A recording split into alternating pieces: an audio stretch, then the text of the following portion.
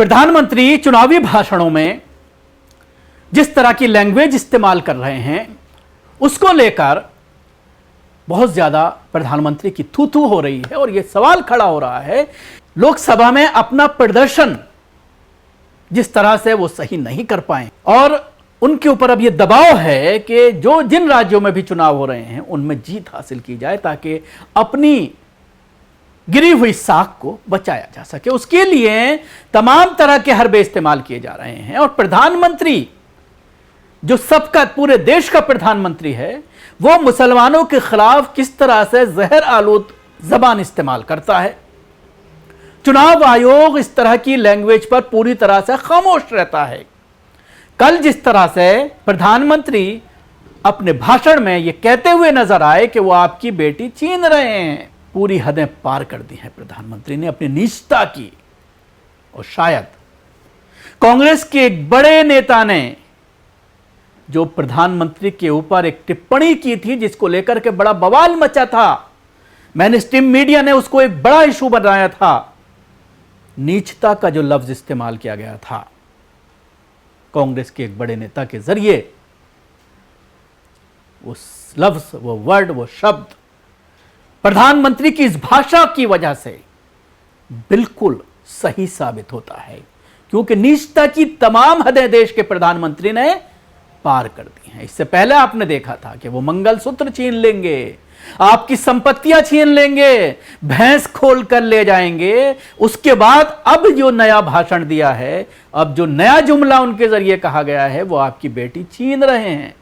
ये आपकी बेटी भी छीन रहे हैं और ये आपकी माटी को भी हड़प कर रहे हैं। मेरी माताओं बहनों, ये आपका मंगलसूत्र भी बचने नहीं देंगे कि देश की संपत्ति पर पहला अधिकार मुसलमानों का है।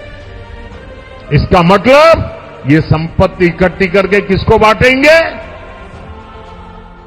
जिनके ज्यादा बच्चे हैं उनको बांटेंगे। તમારી પાસે બે ભેંસ હોય તો એક ભેંસ કોંગ્રેસ વાળા કહે છે સરકારમાં આપી દો, એક તમારા છોકરાને આપવાની, કેમ તો અમારે એક ભેંસ हमारी वोट बैंक में आपवानी है।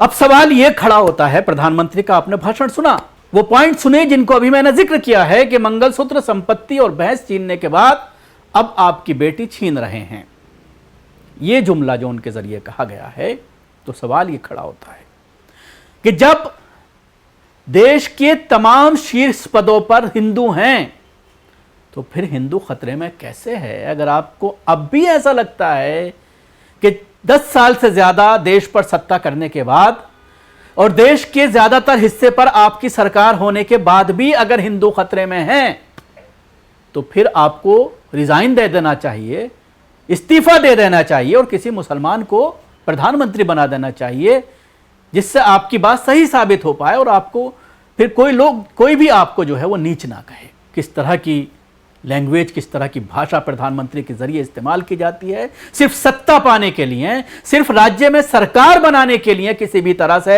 उन राज्यों में सरकार बन जाए जहां पर बड़ी मेहनतों के बाद भी सरकार नहीं बन पा रही है, चाहे वो बंगाल की बात करें, पश्चिमी बंगाल की, चाहे वो झारखंड की बात करें, चाहे वो जम्मू एंड कश्मीर की बात करें, इन राज्यों में भारतीय जनता पार्टी या फिर पूरे साउथ की बात करें जहां पर भारतीय जनता पार्टी अपनी उपस्थिति दर्ज नहीं करा पा रही है। काफी एफर्ट के बाद, काफी कोशिशों के बाद पश्चिमी बंगाल में किस तरह का हंगामा किया गया, किस तरह से छोटे छोटे मामलों को बड़ा इशू बना करके पेश किया गया, लेकिन उसके बावजूद वहां पर कामयाबी नहीं मिली। अब आप देख सकते हैं कि झारखंड को निशाना बनाया जा रहा है और झारखंड में इस तरह की भाषा का इस्तेमाल किया जा रहा है। तो सवाल तो यही खड़ा हो रहा है कि जब प्रधानमंत्री आप हैं, राष्ट्रपति आप हैं, देश के ज्यादातर राज्यों में भारतीय जनता पार्टी की सरकार है, बड़ा कैडर है आपका आरएसएस और संघ का, जो मस्जिदों के सामने नौटंकी कर रहे हैं, मस्जिदों के सामने पहुंच करके गाने बजा रहे हैं। अब सवाल यही खड़ा होता है कि राम मंदिर में इतना पैसा खर्च करने की क्या जरूरत थी?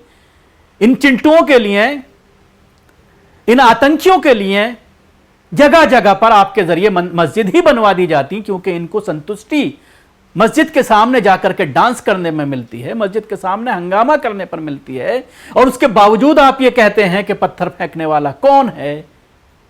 उसके बावजूद आपको ये सारी चीजें, सारा हंगामा, सारा आतंक आपको नहीं दिखाई देता। तकरीबन 11 साल होने को आए आपकी सरकार को, 10.5 साल तो हो ही गए हैं आपकी सरकार को। उसके बावजूद हिंदू खतरे में है, उसके बावजूद कोई आपकी भैंस खोल करके ले जाएगा, उसके बावजूद आपकी बेटियां सुरक्षित नहीं हैं, तो फिर आपके तमाम मुख्यमंत्रियों को रिजाइन दे देना चाहिए। और थू है ऐसी राजनीति पर, ऐसे नेताओं पर जो अपने समुदाय की बच्चियों को महफूज नहीं कर पा रहे हैं।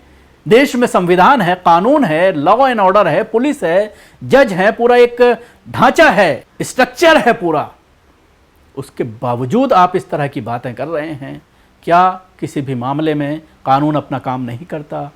क्या पुलिस अपना काम नहीं करती? न्यायालय अपना काम नहीं करती? अगर नहीं कर रहे हैं तो फिर ऐसे में आप नाकाम प्रधानमंत्री साबित हो रहे हैं। आपको फौरन रिजाइन दे देना चाहिए और किसी योग्य व्यक्ति को जो हिंदुओं को सुरक्षित रख पाए उसको आपको सत्ता सौंप देनी चाहिए, क्योंकि ये आपकी नौटंकी सिर्फ इलेक्शन के दरमियान सामने आती है। उसके बाद जब आप किसी अरब देश पे जाते हैं तो उसके बादशाह को गले मिलते हैं, उनके पैरों पर गिर जाते हैं, उनसे आप इस तरह से हाथ मिलाते हैं कि आप छोड़ना ही नहीं चाहते उनके हाथ को। लेकिन दूसरी तरफ देश के मुसलमानों से आप नफरत इसलिए दिखाते हैं ताकि हिंदू इस नफरत के एवज में आपको सत्ता दे दे और उसके बाद आप 5 साल के लिए निश्चिंत हो जाएं। तो जब भी कहीं पर इलेक्शन होते हैं इसी तरह का बयान प्रधानमंत्री के जरिए दिया जाता है, जो कहीं ना कहीं प्रधानमंत्री की निष्ठा को दिखाता है, प्रधानमंत्री की इस चीज़ को दिखाता है कि किस तरह से इनके अंदर अपने आप को लेकर के कितना ये है कि ये महफूज नहीं है। अगर ये सत्ता से गए तो फिर इनके साथ क्या हो जाएगा, जिसकी वजह से किसी भी कीमत पर सत्ता हासिल करना चाहते हैं।